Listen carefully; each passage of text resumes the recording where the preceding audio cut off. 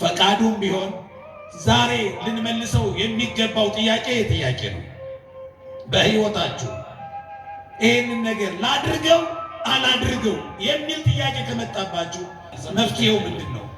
ጸሎት ራስ ወዳድነትን ካላራቀ ተግባራዊና ምላሽ አያገኝም። ምን ማለት ነው? ራስ ወዳድነትን ካላራቀ አንድ ሰው ብቻውንም ቆሞ ሲጸልይ አባቴ ብሎ አይጸልይ። ምናችን ነው የሚለው? ብቻውን ነው ያለው። አንድ ሰው ብቻውን ከሆነ ምን ማለት ነበረበት? አባቴ ማለት ነበረበት። በክርስትና የጸሎት ስርዓት ግን አይፈቀድም። ብቻውን ቆሞም ቢሆን ምን ይላል? አባታችን ሆይ ይላል። የለጃችን ስራ ምንድነው? መጽሐፍን የቀደመችውን መንገድ ጠይቁ። እየሰማችሁ ነው? መጠየቅ። እነሱ ደግሞ ምክራቸውን መስማት። በጎን ማን ያሳየናል ከተባለ በጎን የሚያሳዩን አባቶቻችን ናቸው።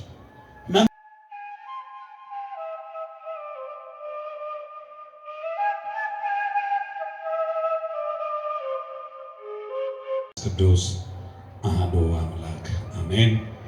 ክቡር መልአከ ብርሃናት መምህር ናሁሰናይ የዚህ ቤተ ክርስቲያን አስተዳዳሪ የዚህ ሕዝብ አባት ክቡር መምህራችን መምህር ቴዎድሮስ፣ ክብርት እህታችን ዘማሪት መቅደስ፣ ክቡራን አበው መነኮሳት፣ አባቶች ካህናት፣ ወንድሞች ዲያቆናት፣ በክርስቶስ የተወደዳችሁ ሁላችሁ ምእመናን እንደምን ዋላችሁ? እንደምን ዋላችሁ? እንደምን እስከዚህ ሰዓት ደረሳችሁ? ስላመሰገነው ክብር የማይጨመርለት ባናመሰግነውም አንዳች ክብር የማይጎድልበት ምስጉን ቅዱስ ክቡር አምላክ ስሙ ለዘላለም ይክበር ይመስገን። የእግዚአብሔር እናት በሥጋ የሁላችን እናት በጸጋ ወላዲተ አምላክ ድንግል ማርያም ከፍጡራን ሁሉ በላይ ምስጋና ይድረሳት። ለቅዱሳን ሁሉ እንደየክብራቸው ምስጋና ይድረሳቸው። እግዚአብሔር ቢረዳን የምንማማርበት የትምህርታችን ርዕስ በጎውን ማን ያሳየናል በሚል ይሆናል። የዳዊት መዝሙር 4 ቁጥር 6። እስኪ ሁላችሁም ከእኔ ቀጥሎ ቃሉን በመናገር አንደበታችሁን አስባርኩት በቃሉ። በጎውን በሉ እስኪ ማን ያሳየናል? ምኑን? በጎውን ማን ያሳየናል? ቅዱስ ዳዊት ብዙሃን ለይቤሉ መኑ ያርአየነ ሰናይቶ፣ በጎውን ማን ያሳየናል የሚሉ ብዙዎች ናቸው። በጎ ማድረግ የሚመኙ፣ በጎ ማድረግ የሚፈልጉ፣ የእግዚአብሔርን ፈቃድ መፈጸም የሚፈልጉ፣ እንደ ሐሳቡ መኖር የሚናፍቁ ብዙዎች ናቸው። በጎውን ማየት፣ በጎውን ማግኘት፣ በበጎ ነገር ውስጥ መሳተፍ፣ እንደ ፈቃዱና እንደ ሕጉ እንደ ትእዛዙና እንደ ስርዓቱ ለመኖር የሚመኙ የሚናፍቁ ብዙዎች ናቸው። ስንት ናቸው? ብዙዎች። ብዙ ደግሞ በቁጥር ያልተገደበ ነው። በዳዊት ዘመን ነበሩ፣ በእኛ ዘመን አሉ፣ በቀጣዩ ትውልድም ይመጣሉ። እውነትን ከሐሰት፣ ጽድቅን ከኃጢአት፣ በጎውን ነገር ከክፋት መለየት ያልቻሉ በጎውን ማን ያሳየናል እያሉ በጎ በመፈለግ ላይ ያሉ፣ ከራሳቸው ጋር በሙግት ያሉ፣ ገና በጎ ነገር ያልታያቸው፣ ገና በጎ ነገር ላይ መድረስ ያልቻሉ፣ መመላለስ እንጂ መመለስ ያልሆነላቸው፣ ከፍ ማለት አንድ እርምጃ ወደፊት ማደግ ያልቻሉ፣ ትናንትና የሚሰሩትን ኃጢአት ዛሬም እየደገሙ በጸጸት የሚኖሩ፣ መቼ ይሆን ከዚህ ውድቀቴ የምነሳው? መቼ ይሆን ለክብር የምበቃው? መቼ ይሆን እኔም የተመኘሁት ጋር የሚደርሰው እያሉ በጎውን ማን ያሳየናል፣ ወደ በጎስ ማን ያደርሰናል እያሉ የሚቃትቱ ብዙዎች ናቸው። በጎውን ማን ያሳየናል? የተወደዳችሁ የእግዚአብሔር ልጆች፣ እኛም በዘመናችን በጎን አንዳንዶቻችን በጎን ባለማወቅ ሌሎቻችን ደግሞ በጎን ብናውቅም መተግበር ባለመቻላችን ዛሬ በጎ ነገር ህሊናችን የሚያርፍበት ውስጣችን እረፍት የሚያገኝበትን ነገር አሁንም ገና ፍለጋ ላይ ነው። መቼ ነው እኔስ እያል መቼ ነው በሚል ናፍቆት ውስጥ ነው ያለነው። ማን ነው እዚያ ጋር የሚያደርሰን? ማን ነው እውነቱን የሚመራን? አንዳንዶቻችን በጎን ባለማወቅ ሌሎቻችን ደግሞ በጎን ብናውቅም መተግበር ባለመቻላችን ዛሬ በጎ ነገር ህሊናችን የሚያርፍበት ውስጣችን እረፍት የሚያገኝበትን ነገር አሁንም ገና ፍለጋ ላይ ነው። መቼ ነው እኔስ እያል መቼ ነው በሚል ናፍቆት ውስጥ ነው ያለነው። ማን ነው እዚያ ጋር የሚያደርሰን? ማን ነው እውነቱን የሚመራን? አንዳንድ ጊዜ ተስፋ ያደረግናቸው ሲሰበሩ፣ የተማመንባቸው የተደገፍናቸውና ራሳቸው ሲወድቁ፣ የተከተልናቸው እነሱ ራሳቸው መሄጃ መንገድ ጠፍቶባቸው ግራ ሲጋቡ ስናይ በጎውን ማን ያሳየናል ብለን ተስፋ እንቆርጣለን። የተወደዳቸው የእግዚአብሔር ልጆች በሕይወታችን የትኛው ነው የእግዚአብሔር ፈቃድ? ምንስ ባደርግ ነው? በምንድን ነው የእግዚአብሔር ፈቃድ መሆንና ለመሆኑን የማውቀው? ይሄ ነገር ለእኔ ጠቃሚ ነው አይደለም የሚለውን በምን አውቃለሁ እያለ በሁለት መንታ መንገድ ላይ ቆመን የትኛውን ወስነን መተግበር እንዳለብን ግራ ገብቶን በጎውን ማን ያሳየናል? ደግሞ በምንድን ነው የማውቀው እያለ በብዙ ጥያቄ የተሞላ ነው ሕይወታችን። እውነት ሐሰት፣ እውነት ሐሰት፣ እያንዳንዳችን ጥያቄ አለን። ግራ የተጋባንባቸው ብዙ ጉዳዮች፣ አንዳንዱ በስራ ጉዳይ ሊሆን ይችላል፣ አንዳንዱ በትዳር ጉዳይ ሊሆን ይችላል፣ አንዳንዱ በፍቅር ጉዳይ ሊሆን ይችላል። የትኛዋን ባገባ ነው አሁን የያዝኩት የፍቅር ጓደኛዬ ወደ ትዳር እንድገባ የእግዚአብሔር ፈቃዱ መሆኑን በምንድን ነው የማውቀው? አሁን ላድርገው አላድርገው እያልኩ እያመነታሁበት ያለሁት ይሄ ጉዳይ ይሄ አጀንዳ የእግዚአብሔር ፈቃድ መሆንና ለመሆኑ በምንድን ነው የማውቀው? ያን ብዙ ጥያቄ በህሊናችን ሊመላለስ ይችላል። ምናልባት እግዚአብሔር ምሽታችንን ቢባርክልን ፈቃዱም ቢሆን ዛሬ ልንመልሰው የሚገባው ጥያቄ ነው። በሕይወታችሁ ይህንን ነገር ላድርገው አላድርገው የሚል ጥያቄ ከመጣባችሁ መፍትሄው ምንድን ነው? አንደኛ ጉዳዩን ከመወሰናችሁ ወደ ተግባር ከመራመዳችሁ ከማድረጋችሁ በፊት በጉዳዩ ላይ መጸለይ የመጀመሪያው መፍትሄ ነው። እየሰማችሁ ነው? እየሰማችሁ ነው ወይ? ሥላሴ ልመናቸውን ይስማችሁ። ግራ የሚያጋባ ለውሳኔ የተቸገራችሁበት ጉዳይ ካጋጠማችሁ የመጀመሪያው እርምጃ ምንድን ነው አልኳችሁ? ንገሩኝ እንጂ ድገሙት። መጸለይ። እግዚአብሔር እውነትን እንዲያበራላችሁ፣ እግዚአብሔርን ፈቃድህ ይሁን፣ ወደ ፈቃድህ ምራኝ፣ ያንተን ፈቃድ አሳየኝ፣ የትኛው እንደሚጠቅመኝ አንተ ምራኝ ብሎ ፈቃዳችንን ለፈቃዱ ማስገዛትና እግዚአብሔርን በጸሎት መጠየቅ። ጸሎት ብዙ ጊዜ እንደምንነጋገረው የብዙ ችግሮች መፍቻ የሆነ ግን አንድ መሳሪያ ሆኖ ብዙ ችግሮችን የሚፈታ ታውቃላችሁ። ቤትን የሚከፍት የበሩ ቁልፍ አንዱን የሚከፍት ሁለተኛውን ላይ ከፍት ይችላል። ጸሎት ግን ይሄኛውንም የተዘጋ በር የሚከፍት ነው፣ ያኛውንም የተዘጋ በር የሚከፍት አንድ ቁልፍ ነው፣ ግን ብዙ ቤቶችን የሚከፍት ብዙ የተዘጉ ነገሮችን የሚከፍት ብቸኛው መሳሪያ እሱ ጸሎት ነው። ጸሎት ልጅ ከአባቱ ጋር የሚያደርገው የፍቅር ወግ ነው። የፍቅር ንግግር ነው።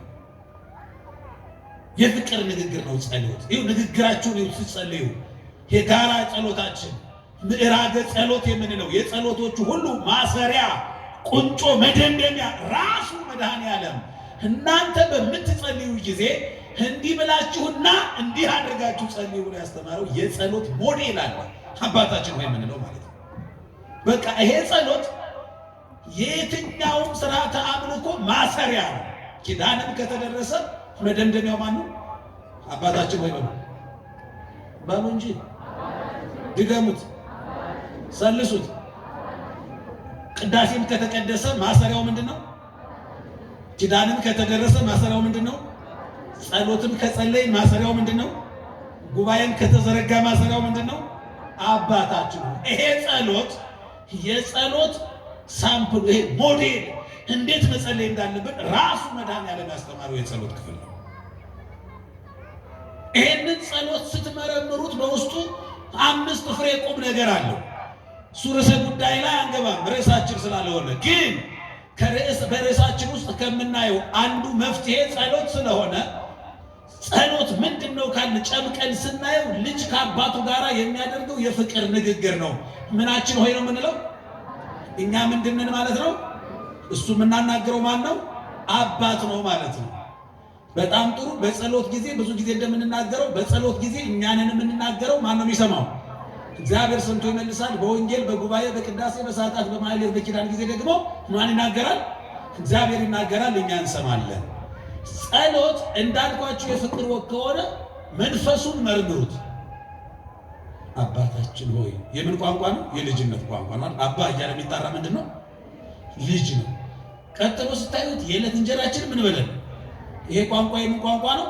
የልጅ በሉስ። የልጅ ቋንቋ ነው። በቃ ቤት ውስጥ አባ እያለ የሚጣራ ልጅ ነው። እንደው እኛ ትንሽ ከፍ ስላል እኛ አላለም እንጂ እንጀራ ብለን ጠራ ነው እንጂ የልጅ ቋንቋ ነው። አንድ ጓደኛ ያለ ልጁን ህፃን ልጅ አለችውና አባታችን ሆይን ያስተምራታል። ስትማር አባታችን ሆይ ብላ ተጀመረና የዕለት እንጀራችን ጋር ስትደርስ ማማ ስጠኝ ብላ ነው የሚጸልየው። በቃ ከሷ ትንሽ ነው ከፍ የሚያለው። ያው ምግብ ስጠኝ፣ የሚበላ ነገር ስጠኝ ነው ያው የሷም የኛም ሲተረጎም አይደለም። ስለዚህ ቋንቋችን የልጅ ንግግር ነው መንፈሱ ሲመረመር ማለት ነው። ይሄ ፍሬ ሐሳቡ ሲመረመር። ስለዚህ በጸሎት በኩል እግዚአብሔር ይሰማናል፣ ደግሞ ይመልሳል። ሰምቶ ቸል አይልም። ጸሎት ራስ ወዳድነትን ካላራቀ ተግባራዊና መላሽ አያገኝም። ምን ማለት ነው? ራስ ወዳድነትን ካላራቀ አንድ ሰው ብቻውንም ቆሞ ሲጸልይ አባቴ ብሎ አይጸልይም። ምናችን ነው የሚለው? ብቻውን ነው ያለው። አንድ ሰው ብቻውን ከሆነ ምን ማለት ነበረበት? አባቴ ማለት ነበረበት። በክርስትና የጸሎት ስርዓት ግን አይፈቀድም። ብቻውን ቆሞም ቢሆን ምን ይላል? አባታችን ሆይ ይላል። የዕለት እንጀራችንን ስጠን፣ እኔን ስትመግበኝ ወዳጄንም አትርሳው። በደላችንን ለእኔ ምሕረት ስታደርግ ለወንድም ምሕረት አድርግለት ማለት እኮ ነው። አያችሁ፣ ለጸሎት ስንቆም ሌላ ነፍስ አዝለን ነው የምንቆመው፣ አማላጅም ሆነን ነው የምንቆመው ማለት ነው። ስለዚህ እግዚአብሔር እንዲህ አይነቱ ጸሎት ይመልስና ተግባራዊ ያደርገዋል፣ ወይም መሻታችንን ይፈጽምበታል። ለሰማያዊው ቤተ መንግስት ማመልከቻ የምናስገባው በጸሎት በኩል ነው። ወረፋ ሳንይዝ እግዚአብሔር ያሳያችሁ በፊቱ ቆመን ልክ ይላችሁ። በጣም እንደው ሰው በምድራዊ አባቱ እንኳን ይመካል እኮ ይገርማችኋል። ሰው በምድራዊ አባቱ የኔ አባት እንዲህ ነው ይላል። ጋሽ ገሌ እኮ አባቴ ነው። ባለስልጣንም ከሆነ በአካባቢው የሚታወቅም ከሆነ የእሱ ልጅ ነኝ በማለት እኮ ኩራት ይሰማዋል። እስቲ ሁላችሁ እግዚአብሔር በሉት፣ አባቴ ነው። አቤት አቤት! እስቲ እግዚአብሔር በሉ። ምናችሁ ነው? እግዚአብሔር አባቴ ነው። የእናንተ አባት ምን የሰራ ነው ከተባለ ይሄንን ሰማይ የሰራ ነዋ። ይህኛ አባት ይሄንን ጨለማ የሚገፍ ነዋ። መንግስት በስልጣኑ የማይችለውን ቻይና የማትችለው ስራ የሚሰራው ያ እግዚአብሔር ምን ነው? አባቴ እኮ። ከዚህ በላይ የኩራት ንግግር አለ? ከዚህ በላይ እኮ አቅም ያለው የሚያኮራ የትምክህት ቃል እኮ የለም። የእሱ ልጆች ነው። እሱ ነው አባታችሁ ሆይ ብለን የምናናግረው። በእሱ ነው የተሰራ ነው። በእሱ ነው የምንጠበቀው። እሱ ነው መጋቢያችን፣ እሱ ነው አባታችን፣ እሱ ነው ዋስትናችን። በጸሎት ጊዜ እሱን ማናገር፣ ይህንን ጉዳይ አልችለውም ብሎ ለሌላ ካለ ሪፈር አይጽፍ። እሱ ኤልሻዳይ ማለት እኮ ሁሉን ቻይ፣ ሁሉን የሁሉንም ሰው ጥያቄ መመለስ የሚችል ሁሉንም መመገብ የሚችል የሁሉንም ችግር መፍታት የሚችል ሁሉን ነው። ሁሉን እኮ። ስለዚህ ይሄንን ሁሉን ቻይ የሆነውን አምላክ አሁን በእምነት መጠየቅ ነው ጸሎት ማለት። ትችላለህ፣ አምናለሁ፣ እኔን ሰርተህ የኔ ጉዳይ አይከብድህም። እየሰማችሁ አይደል? አዎ፣ ይሄንን ጨለማ ገፋን፣ ያንን ብርሃን አምጥተህ የኔ ጉዳይ አይከብድም፣ ትሰራዋለህ፣ ትችላለህ። ወይ ኩን ፈቃድህ ይሁን፣ ይደረግ፣ በሕይወቴ ይከናወን። አንተ ስራው ጉዳይን፣ እኔን ሰርተሃል፣ የኔንም ጉዳይ ምን በለው እስቲ ስራው በሉት። ሥላሴ ጉዳይን ስራው በሉት እስቲ። አሜን። ይስራላችሁ፣ ይስራልን እግዚአብሔር። በቃ ይሄ የእምነት ንግግር ጸሎት ይባላል። እስከ ዛሬ የተደረገላችሁን አስባችሁ ታመሰግኑታላችሁ። ከዚህ በኋላ እንዲደረግላችሁ ስለምትፈልጉት ነገር ትጠይቃላችሁ። ክብር ምስጋና ለዘላለም አሜን ነው ጸሎት። በቃ ሐሜት፣ ኮተት፣ ሌላ ጉድ አይቀላቀልም ጸሎት ውስጥ። የጎረቤት ጉዳይ አይመጣም። ያ የሚያስጨንቃችሁ አለቃ፣ የሚያሳቅቃችሁ ጎረቤት ምን እሱ ፊታችሁ ላይ መጥቶ እንዳይሳልባችሁ ስለ እናንተ ፍቅር የተንከራተተው ደግሞም የሞተው መድኃኔዓለም ነው ፊታችሁ ላይ ለጸሎት ቆሞ መሳል ያለበት። ብዙ ሰው ለጸሎት ይመጣል። ለጸሎት ቆሞ ትዝ የሚለው የሞተለት ጌታ አይደለም። ያ ክፉ ጎረቤቱ ይመጣበት፣ ያ አለቃው ይመጣበት። ታውት እሱ አንድ በፍቅሩ እርግጠኛ የምንሆንበት ምን ማንጠራጠረው አንድ አፍቃሪ አለ። እሱ ማን ነው? በቃ ስለ እናንተን ወዶ የተንከራተተ፣ በቃ እኔን ወዶ የደማ፣ እኔን ወዶ በግብፅ በረሃ የተንከራተተ ወዳጅ አለኝ። ነገም እንደሚወደን እርግጠኛ የሆነበት እሱን ማናገር፣ ከሱ ጋር እሱ የእምነት ንግግር ጸሎት ይባላል። በጸሎት የማይፈታ ቋጠሮ የለም። በጸሎት የማይፈታ ቋጠሮ የለም። ቅዱሳን ለዚያ ክብር ሲበቁ በጸሎት ነው። ስለዚህ በሕይወታችሁ ውስጥ ግራ ሲገባችሁ፣ በቃ ሕይወት ምስቅልቅል ስትልባችሁ፣ ለመወሰን ስትቸገሩ፣ ላድርገው አላድርገው ስትሉ ከማድረጋችሁም ካለማድረጋችሁም ተቆጥባችሁ በጉዳዩ ላይ ምን ማለት መጸለይ ያስፈልጋል። ወደ ፈቃድህ አንተ ይሁን ወዳልከው፣ አንተ ወደ ወደድከው አምጣኝ፣ ወይ ይሁን ፈቃድህ ይሁን፣ ወደዛ ፈቃድ ከፍ አድርገኝ፣ አንተ ምራኝ። በቃ አሁን እኮ ኃላፊነቱን ለሱ መስጠት ነው። እኔ አልችልም፣ አንተ ግን ትችላለህ። እኔ አላውቅም፣ አንተ ግን ታውቃለህ። የሚያስጨንቃችሁ ሁሉ በእርሱ ላይ ምን በሉ ጣሉት። በቃ አንተ ነው በቃ ኃላፊነቱ ለኔ ተውት ይላል እግዚአብሔር። በቃ አሁን ይቆም ያሳርፍቃል። ለኔ ተውት፣ በቃ ይሄን ጉዳይ ለኔ ተውት የሚልበት ነው። አያችሁ፣ ለሱ የምናስረክብበት ነው ጸሎት። የነገርኩህን አደራህን ሥላሴ አደራህ አባቴ ብለን የምንጸልይበት እኮ ነው። አናግሩት እንደ አባት የኔ አባት ትችላለህ፣ እኔን ሰርተኸኝ የኔን ነገርማ መስራት አያቅትህም፣ ትችላለህና ስራልኝ፣ አከናውንልኝ። ይሄ ነው ጸሎት። በዚህ ብዙዎቹ ሕይወታቸው ተቀይሯል። በምስጋና ሕይወት ቀናችሁ ይሰምራል። ይገርማችኋል። ጠዋት ስትነሱ ተመስገን ብላችሁ በጎን አስባችሁ ስለተደረገላችሁ በጎ ነገር አመስግናችሁ ስትወጡ፣ ይሄ ነው ጸሎት። ቀንን የሚያበራ አቅም ያለው ኃይል ያለው መሳሪያ እሱ ነው ጸሎት። ተራራውን ደልድሎ የሚጠብቅ ያንን ጨካኙን አለቃችሁን እንዲራራ የሚያደርግላችሁ ያ የለመናችሁትን ያ አምላካችሁ በቃ ደግሞ እናንተም ደግሞ ይውላችሁ ኃላፊነት ላይ ካላችሁ እናንተ ማመስገኛ አውደ ምሕረቶች ሁኑ። ምን ማለት ነው? እናንተ ጋር የሚመጣ ሰው ካለ ያንን ሰው በበጎ ማስተናገድ፣ ወይ ዛሬ ያጋጠመኝ ሰው ተመስገን እንዲል ማድረግ ማለት ነው። በጎ ተናግራችሁ ለአንድ ሰው ማመስገን ምክንያቶች ሁኑ። እየሰማችሁን አይደለም? ዛሬ ያጋጠመኝ ሰው መልካም ሰው ነው፣ እግዚአብሔር ይመስገን እንዲህ ለአንድ ሰው ማድረግ ማለት ነው። ይሁላችሁ ለእግዚአብሔር መመስገን ምክንያቶች ሁኑ።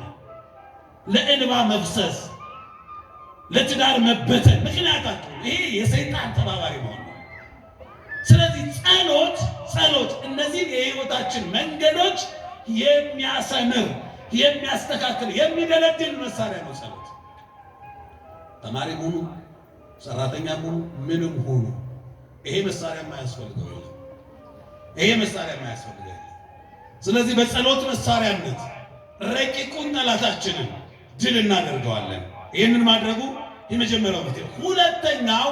ሁለተኛው ወደ በጎ ነገር የሚያመጡን የሚመሩ በጎውን ማን ያሳየናል ቃል ስንጸልይ ወደ በጎ ነገር እግዚአብሔር ከፍ ያደርገናል፣ ወደ ፈቃዱ ያመጣናል። ፈቃዳችንን ለእሱ አሳልፈን ሰጠን አደራ ወደ በጎ ውሰደን ብለን ለምንነዋል፣ እሱ ይመራናል። ሌላው በጎውን ማን ያሳየናል ከተባለ ቅዱሳት መጻሕፍት ያሳዩናል። እነማን ያሳዩናል? ቅዱሳት መጻሕፍት ያሳዩናል። ቅዱሳት መጻሕፍትን ማንበብ የእግዚአብሔር እስትንፋስ ናቸው። መጻሕፍት በነገራችን ላይ እግዚአብሔር ይውላችሁ መጽሐፍ ሁለት አይነት ነው።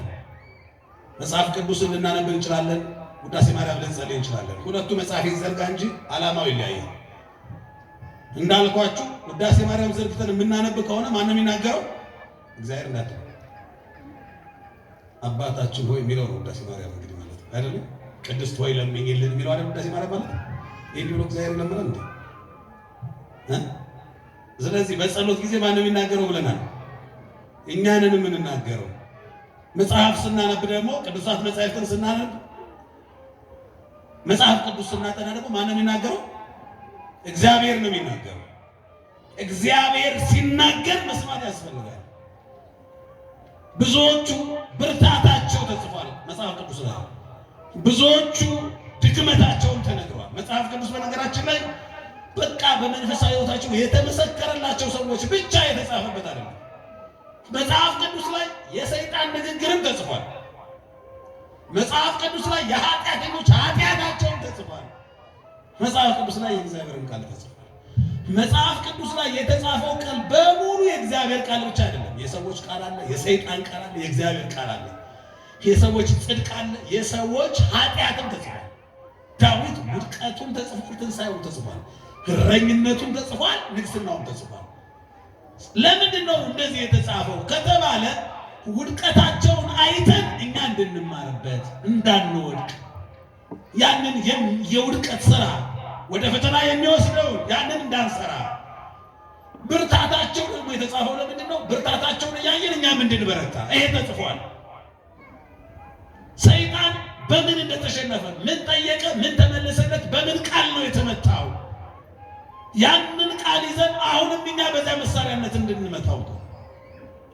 በቃ ቅድም እንዳልኳችሁ የእግዚአብሔር ቃል በየዘመናቱ ማንም ይናገረው ይላችሁ የእግዚአብሔር ቃል ነው። ማንም ይናገረው የእግዚአብሔር ቃል ምንድን ነው? እስቲ የእግዚአብሔር ቃል በሉ። የእግዚአብሔር ቃል ነው። ምን ማለት ነው? አንዳንድ ጊዜ ላይገባን ይችላል። ግዕዝ ከሆነ ላይገባን ይችላል አይደል? አንዳንዴ እንደው ከጸሎት ለመስነፍ ስንፈልግ በግዕዝ ስለሆነ አይገባኝም ልንል እንችላለን። እየሰማችሁ አይደል? ባይገባችሁም ሰይጣን ራሱ ገብቶ ይሸሻል። ዝም ብላችሁ ጸልዩ። እየሰማችሁ አይደል? እናንተ አይግባችሁ ተውት። ዝም ብላችሁ ግን ተናገሩ። ስትናገሩት ማን ገብቶ ይሸሻል? ሰይጣን ገብቶ ይሸሻል። እባብ ይላሉ አባቶቻችን በምሳሌ ሲያስቀምጡት፣ አንድ አይነ ስውር ሰው እቺ ብትሩን ይዞ ሲሄድ እባብ እዚያ ጋር ቢሆን እኔ ሊደበድብ ነው የመጣው፣ እኔ ሊገድለኝ ነው የመጣው ብሎ እባቡ ይሄዳል አይደል? ይሄዳል። አይነ ስውሩ እኮ አላየው። አይነ ስውሩ ባያየው ማን አይቶ ይሸሻል? እባቡ አይቶ ይሸሻል። እኛ ጸሎቱ ባይገባንም የያዝነው ብትር የያዝነው መሳሪያ ጸሎት ማን ገብቶ ይሸሻል? ሰይጣን ገብቶ። ዝም ብላችሁ ጸልዩ። የእግዚአብሔር ቃል ተናገሩ። በስመ አብ በሉ። በስመ አብ ማለት ምን ማለት ነው? ለቆ ሰው ላይ ገባው ይችላል። አንድ ፈረንጅ መጥቶ እኮ በስመ አብ ማለት ትርጉሙ ላይ ገባው ይችላል። ቢናገረው ግን ሰይጣንን ያርካል። ኃይሉ ያለው ቃሉ ጋር ነው እንጂ አንደበታችን ጋር አይደለም። አንደበታችንና ምን አቅም አለው? ሲናገር የዋለውን ታውቁታል። ዛሬ እንኳን የተናገረው ቢመረመር ምን ፍሬ ነገር ያወራል? እግዚአብሔር እኮ ከቸርነቱ ብዛት በጣም የምናደንቀው እኮ በዚህ እኮ ነው። እስመ ኢመነነ ወይ ተቆጣ ስለተነ ወይ ያራቀ ሳይሆን ምንነ እስመ መሐሪ ውእቱ እግዚአብሔር። ልመናችንን አልናቀም አልተቆጣም፣ እግዚአብሔር መሐሪ ነውና አለ ቅዳሴያችን። ምን ማለት ነው? ከንቱ ንግግር፣ ሐሜት፣ ስድብ ሲናገር የዋለው አንደበታችን መጥፎ አባታችን ሆይ ይላል። መጥፎ ስሜን እንዳትጠሩ አላለም እግዚአብሔር። ያ ቅዱሱ ቃል ሲነገርበት ያ አልጫው ይብላ። እንደውም አባታችን ልሳተ ልሳነየ ቀስም ይበጽው፣ በሐሜት አልጫ የሆነውን አንደበቴን አጣበስንሽ ጨዋ ጣፍጭልኝ ብላት አለባየር ዝጋስጨልግ ማለት አንደበታችን በከንቱ ንግግር አልጫ የሆነ ይላሻል፣ ይበላሻል። እንደው ከንቱ ንግግር ይናገራል፣ ሐሜት ይናገራል፣ ስድብ ይናገራል። ብዙ ክፉ ነገሮች በአንደበታችን ብቻ 9 አይነት ኃጢአት ይሰራል። ይገርማል። በምላሳችን ብቻ አይገርማችሁ? በአንዱ ምላስ ይሄ ሐሜት፣ ስድብ፣ ማጉረምረም በሚለው ይሄ በየፈርጁ ሲተረጎም ማለት ነው። ማማረር ራሱ ሌላ ነው፣ ስድብ ሌላ ነው፣ ሐሜት ሌላ ነው አይደለ? በዘር ያው አንድ ምላስ ነው የሚሰራው። ያዕቆብን ስታነብ ያዕቆብ መልእክት ምዕራፍ 3 በጣም ነው የሚገርመው ምላስ ምን አይነት እንደሆነ ቅዱስ ያሬድ በዚህ በጾመ ድጓ በጣም ነው የሚፈላሰፍባት ይችል ምላስ። በምላስ ማንሰራው ኃጢአት የለም። ሰው አለ ፈረስን በልጓም ወደ ፈለገበት ቦታ መውሰድ ይችላል። እውነት ነው። ፈረስንም ያህል ብርቱ ጉልበት ያለው በልጓም ያሾረዋል ወደ ፈለገበት ቦታ። ኧረ ምን ፈረስን ብቻ በዚህ ዘመን መርከብንም ችሏል አለ ያዕቆብ 3። በዚህ ዘመን እናድርገው ከተባለ አውሮፕላንን ያህል ነገር በሰማይ ማብረር ይችላል እኮ በዚህ ዘመን። ቅዱስ ያሬድ ምን አለ? አልቦቱ ዘይክል አግርሮታ ለልሳን እኪት ይእቲ አልባቲ አቅም። ምላስ ካሉን የአካል ክፍሎች ሁሉ ደካማዋ ምላስ ናት። አጥንት የላትም፣ ግን አጥንት ትሰራለች። ካሉን የአካል ክፍሎቻችን እንዳጋጣሚ ሆኖ የአካል ክፍሎቻችን ሁለት ናቸው። መንታ እያደረገን እግዚአብሔር ያው መለዋወጫ ስለሌለው ማለት ነው። እግር ስንት ነው? አይን ስንት ነው? እጅ ስንት ነው? ምላስ ስንት ነው? አንድ ነው። እንዲሁና እንኳን አንድ እንኳን አልተቻለችም። ያው በሱ ስራ አስተያየት ስለማይሰጥ ነው እንጂ ግማሽ ራሱ ብትሆን ያዋጣል። እንዲሁና ስንቱን ወዳጆች አለያየች።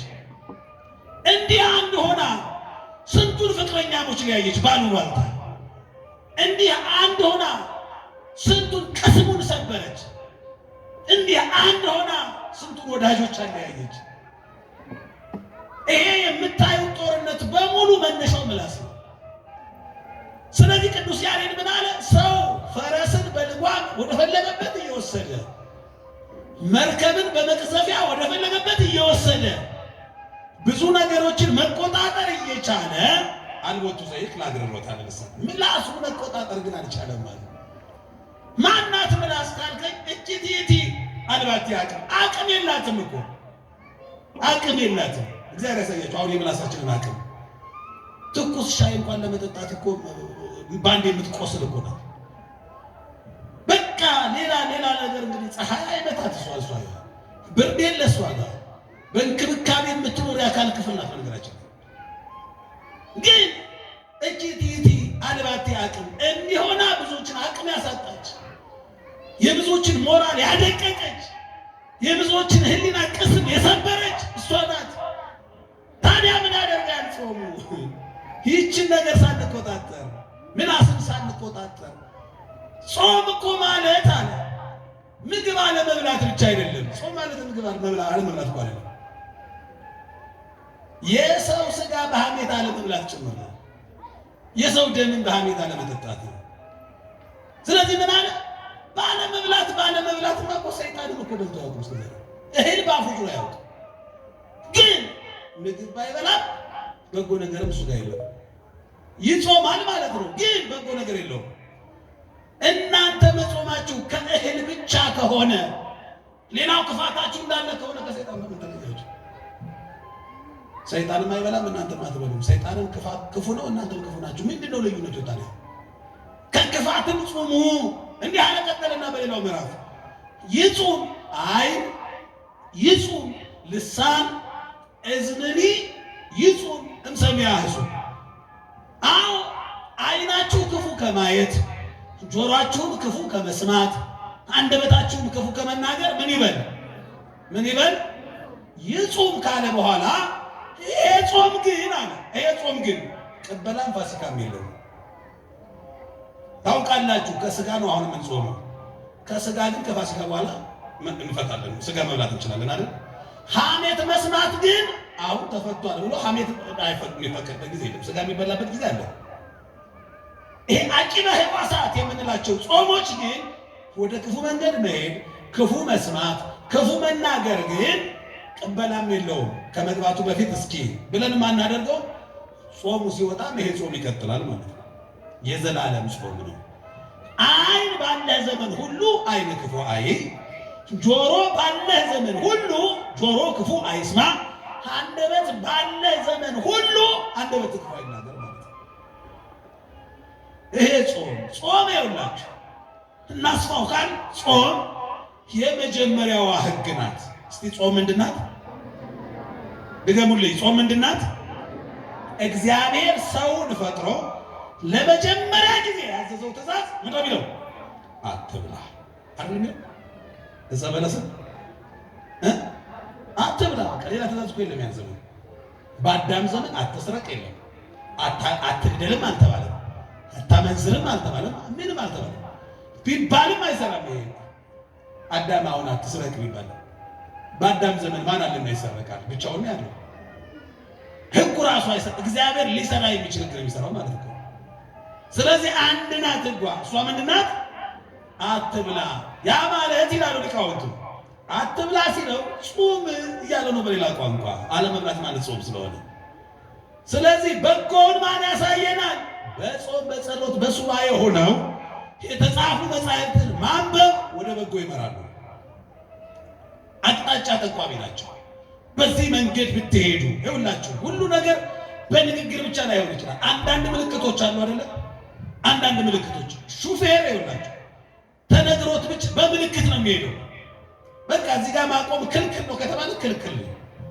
ስለዚህ መጻሕፍት በደንብ የሚነግሩ ናቸው። እንደ መምህራን በዚህ በድምፅ መልኩ ላይጮሁ ይችላሉ፣ ግን እርግጡንና እውነቱን የሚጠቅመንና የሚረባንን ከሚያሳዩን በጎውን ማን ያሳየናል ካል በጎውን ከሚያሳዩ ነገሮች አንዱ ቅዱሳት መጻሕፍት ናቸው።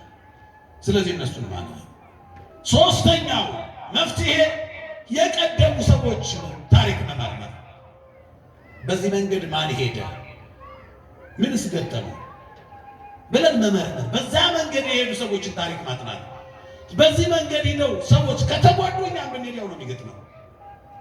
ስለዚህ የምንሄድበትን መንገድ ቀድሞ የሄዱትን ሰዎች መጠየቅ ነው፣ ታሪካቸውን ማየት ነው። መዳረሻቸው መልካም ሆነ ወይ? እነሱ መጨረሻቸው መልካም ካልሆነ ገደል ከሆነ የገቡት በዚህ መንገድ ሄደው እኛም ብንሄድ ዘው ነው የምንገባው። አባቶቻችን መልካም አባቶቻችንን የምንከተለው እነሱ በሄዱበት ሂደን እነሱ የገቡበት ለመግባት ነው፣ አራያዎቻችን ስለሆኑ። እንደዚህ ነው የሚለን ቅዱስ ጳውሎስ። መልካሙን ፍሬያቸውን እያያችሁ በእምነት ምሰሏቸው ነው የሚለው። በእምነት መምሰል ማለት ምን ማለት ነው? በሄዱበት መሄድ፣ ያደረጉትንም ማድረግ ማለት ነው። ከዛ የገቡበትን ቤት እንገባለን፣ የወረሱትን መንግስት እንወርሳለን። ይህንን ነው የምናደርገው። ሌላው በቅዱሳት መጻሕፍት በጣም የተጻፈ በጣም የሚገርመኝ ሁለት ግራ የሚያጋባ ነገር፣ ይሄኛውን ላድርግ ወይስ ይሄኛውን ብለን ግራ ሲገባን ጸልየን ዕጣ መጣል።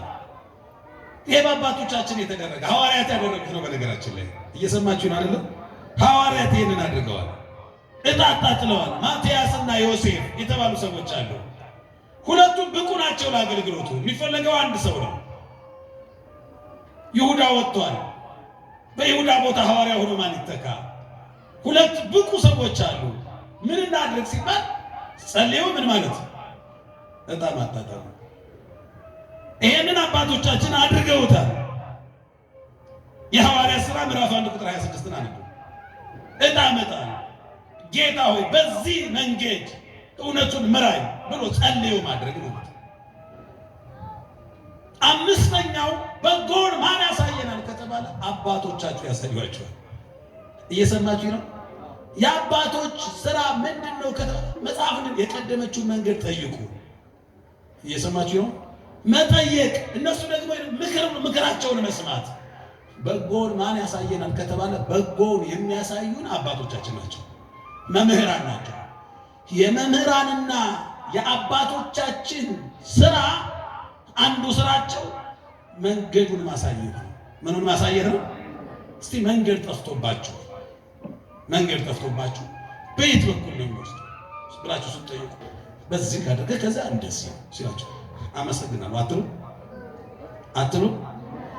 የፒያሳ መንገድ የቱ ጋር ነው ቤት የሚወስደው ብላችሁ ጠይቃችሁ ጠፍቷችሁ በዚህ ጋር ነው ያላችሁ ሰው አመሰግናለሁ ካላችሁ የመንግስተ ሰማያት መንገድ በዚህ ጋር ነው ብሎ የመንግስተ ሰማያት መንገድ ያሳዩአችሁ አባቶቻችሁ ምስጋና ይገባቸዋል አይገባቸውም? በእውነት ይገባቸው። አንዳንድ ደግሞ በጎ ሰው አለ መንገዱን ስትጠይቁት ጭራሽ ይዟችሁ ይሄዳል ናቁ ይልና ቦታው ጋር ደርሳችሁ ነው። አባቶቻችን በዚህ ጋር ነው ብሎ ብቻ አይተው ክርስቶስ የሚገኘው በዚህ ጋር ነው ብለው አይደለም የሚተው ይሄው ክርስቶስ ብሎ ስጋውን አገናኝተው ነው። ከፈለጋችሁት ጌታ ጋር መንገዱ ጠፍቶባችሁ ስትንከራተቱ ወስደው አዋህደዋችሁ እርሱን በውስጣቸው አድርገው አብልተዋችሁ አልብሰዋችሁ ክርስቶስን አጠጥተዋችሁ ክርስቶስን ነው የሚሉት። የአባቶች ምክር ይኸውላችሁ የአባቶች ምክር የተሸመደደ እውቀት አይደለም፣ የተኖረ ህይወት ነው። የተሸመደደ እውቀት አይደለም፣ በህይወት የተረጋገጠ ነው።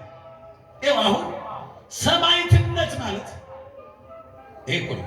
ክርስቶስ እንደዚህ ነው፣ ስለዚህ እንደዚህ ሁኑ ብለው ከመከሩ ሰማዕትነት ማለት ምስክርነት ማለት ነው። ምስክርነት ማለት ግን በደንብ ስሙኝ በማርያም ምስክርነት ማለት ግን እንደ ማስታወቂያ ሰራተኛ መሆን አይደለም። ያው ምስክርነት ማለት ክርስቶስ መልካም ነው አይደለም?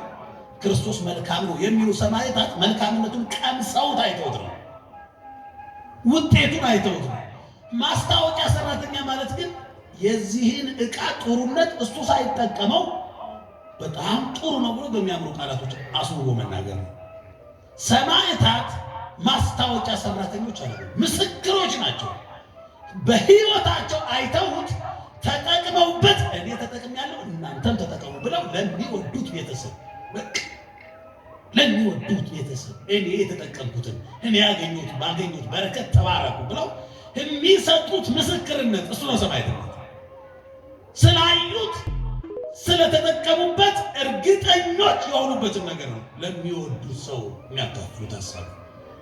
ስለዚህ አባቶቻችን የሚሰጡት ምክር ኑረውት ተጠቅመውበት ነው እንጂ ምቀኝነት ይቅርብሽ ልጄ ሲሉ ምቀኝነት አይደለም።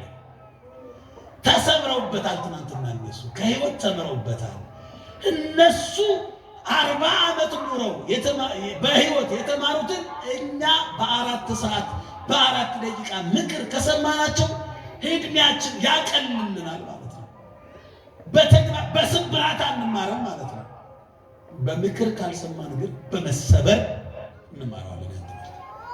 ይቅርብህ ስንባል ካልሰማን ሂደን ገብተንበት ከስቃዩ እንማራለን። ሰው ይላል አንድ ሊቅ ሀ ብሎ በሳር ዋ ብሎ በሐሳር ይማራል። እየሰማችሁ ነው ወይ? ተምሮ ይሰማል፣ ተመክሮ ይሰማል፣ አልያም ከመከራው ይማራል። ወይ መከራ የደረሰባቸው አባቶች መከረውት ይሰማና ይድናል፣ ወይ ያ እነሱን የነካ እሳት ነክቶት በተግባር ይማራል። ስለዚህ እነሱ የሚናገሩትን መስማት በእውነት ተቀብሎ መተግበር ስቃይን ያቀልልናል። መስማት ሶስተኛው ማነው? የመጨረሻው በጎውን ማን ያሳየናል ካላችሁ ማንም አያሳያችሁም። ሊያሳያችሁ የሚችል ራሳችሁ ውስጣችሁ ላይ የተቀመጠ ህሊና የሚባል ህሊናችሁን አዳምጡ። የምትሰሩት ኃጢአት ህሊናችሁ ተስማምቶበታል? ግድ የለም ይቅርብሽ ግድ የለም እያለ ውስጣችን እየጮኸ ብዙ ቀን የምንሰራው ኃጢአት እኮ እንደዛ ነው አይደል? መጀመሪያ አንድን ነገር ከመስራታችሁ በፊት ህሊናችሁን አዳምጡት። ደስተኛ ነው ወይ ውስጣችሁ? ህሊናችሁ እየጮኸ ህሊናችሁ ይቅርባችሁ እያላችሁ ምንም ነገር አታደርጉ። ምንም በቃ ስታደርጉት የምትደሰቱ እሱ ነው ጽድቅ። ሌላ ምዕራፍና ቁጥር፣ ሌላ መርማ፣ ሌላ መካሪ እናትፈልጉ። መጀመሪያ ማንም ምስክር ሳያያችሁ፣ ማንም ፖሊስ ሳይዛችሁ በቤታችሁ ውስጥ ጨለማው ውስጥ መጋረጃው ውስጥ የሰራችሁትን ኃጢአት ማንም አላየ፣ ማንም አልሰማ፣ ግን ህሊናችሁ ይጨቃጨቃችኋል ኃጢአት ስለሆነ። ስለዚህ በጎውን ማን ያሳየናል ካላችሁ ህሊናችሁ ያሳያችኋል። ሌላ መመሪያ ሳያስፈልግ በቃ ህሊናችሁን አዳምጡት። ይቅርብሽ ግድ የለም ካለሽ ይቅር እያመነታችሁ ግራ እንደው ይቅር እያለ እንደው ይቅር ይሄ ነገር አይሆንም እያለ ብዙ ቀን የምናደርጋቸው ተጭነን ህሊናችንን አግልለን እናደርገዋለን። ውጤታማ ነው። አንዳንድ እኮ ኪሳራ የሚመስሉ ግን ህሊና የሚደግፋቸው በረከቶች አሉ። ለምሳሌ በስጋ አይን ሲታይ መመጽወት ትርፍ ነው ኪሳራ ነው? በስጋ አይን ቢታይ እየሰማችሁ ነው? ማጉደል ነው ማትረፍ ነው? 10 ብር አለው አንድ ሰው 10 ብር አለው። 1 ብር ሲመጸውት ይጎላል ወይስ ይተርፋል? ይጎላል። ምንም ጥያቄ የለውም። በስጋ አይን ነው ያሉት ይጎላል። እየጎደለ ግን ሰው ስትመጸውቱ የሆነ ቀን እንደው እግዚአብሔር ፈጥሮላችሁ መጽውታችኋል ብቻ ስትመጸውቱ ምንድን ነው የሚሰማቸው? ሐዘን ነው? በመጉደሉ ሐዘን ነው ወይስ ደስታ ነው የሚሰማቸው? ደስታ ነው። እየተቆረሰ እየተከፈለ እየጎደለ የሚሰማቸው ደስታ ነው። ህሊና የሚባለው ያጸድቅላቸው። ይሄ ነው በረከት ነው። በቃ እሱን አዳምጡት። ቢጎልም ህሊና ያጸደቀውን ነገር አለ። ቢመርም ህሊና ያጸደቀ አዳምጡት። እሱን አዳምጡት። ጦማችሁን እየተወለጋችሁ ወገባችሁ እየተንቀጠቀጠ አስቀድሳችሁ ህሊና ግን ጎሽ ይላችኋል። የሆነ ሽልማት መንፈሳችሁ ሲረካ ይሰማል። በቃ ከነ ጉድለቱ ከነ መራራነቱ ከነ ማንነቱ ህሊናችሁ ያረጋገጠላችሁ ነገር በጎ እሱ በጎውን ማን ያሳየናል ካላችሁ ህሊናችሁ ውስጣችሁ እግዚአብሔር ያስቀመጠው ጉቦ በልቶ እጁ የማይቆርስ ይችላኛል። እሱን ስሙት። በጎውን ማን ያሳየናል ካላችሁ በጎን የሚያሳይ ህሊና ነው። በጎን የሚያሳይ መምህራን ናቸው። ወደ በጎ የሚያመጣ ጸሎት ነው። በጎን የሚያሳይ የቀደሙ አባቶች ታሪክ መመርመር ነው። በጎን የሚያሳዩ ቅዱሳት መጻሕፍት ናቸው። በጎን ማን ያሳየናል? የሰማነውን ይባርክልን።